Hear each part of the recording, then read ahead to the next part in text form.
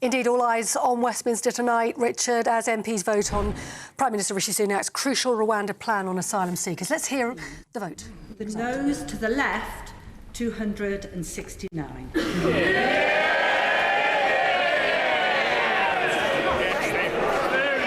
They're cheering a majority of 18. Order. The ayes to the right, 313. The noes to the left, 269. So the ayes have it. The ayes have it. Unlocked. We now come to the programme motion to be moved formally. The question is, as on the order paper, as many as are of that opinion say aye. Aye. The contrary, no.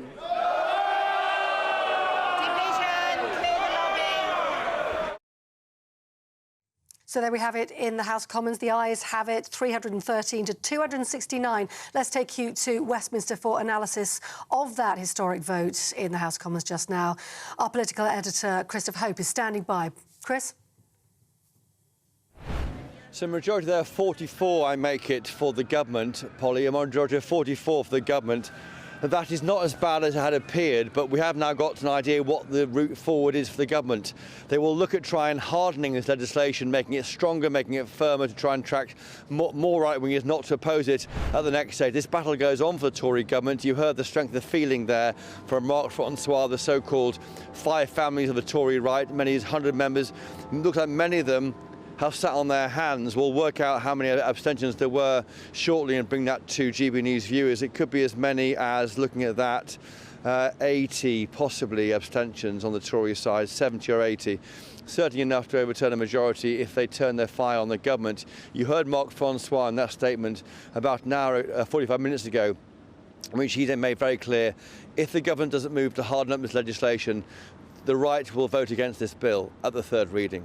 So we are facing a difficult Christmas, a Christmas for the PM, where he's got to bring around and work out how we can make this more palatable to the right of the party, to stop the votes once and for all, and avoid losing the Nation caucus, the 100 or so Tory MPs on the left, who have said they would support this bill so far. They are warning him, don't go any further in ignoring human rights laws. We can't support that. The PM has done it. He's got past the first hurdle. It's been bruising. What happens next now is absolutely vital for him, Polly. Chris, just for our viewers who are tuning in to hear this culmination, if you like, of our coverage over the last hour or so, to be clear, the government has now won that Rwanda vote. It's winning its flagship policy bill. Correct. Despite a number of abstentions. You said you still haven't done the maths yet. 313 in favour, voting for the second reading of this bill, 269 against, and your maths correct, 44, we believe, abstaining from that vote. So this, of course, Chris, all against the background of a looming general election. Eventually, we haven't heard when that will be. What does this mean for Rishi Sunak's reputation now? Yes, just to be clear, that's a majority of 44 for the government. The abstention figure is bigger than that. Well, it certainly weakens, I think, the government. His authority has been tested.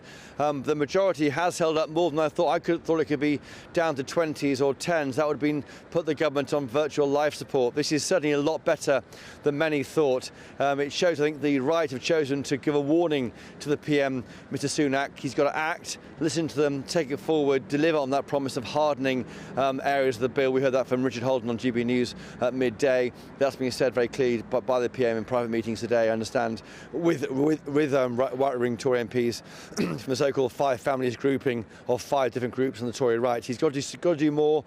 And all the goal, essentially, is to try and make these flights take off with people arriving here illegally on small boats, take them to Rwanda, process them there. The idea is that will break the back of the business model used by these people smugglers. The hope is that they can get this through. 44 is something to work with. It's nowhere near as disastrous as it had looked when we heard earlier from Mark Francois, 6:45. He said then that the bulk of the five family members of the Tory right would vote against.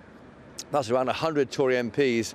Now, that hasn't happened, but we do know, the bulk would not support it. That's abstentions. Well, it does look like there could be 60 or 70 abstentions, so you've proved to be correct on that. But how does the PM win those round and stop those abstentions becoming votes against? That's his challenge now going forward, Polly. Hope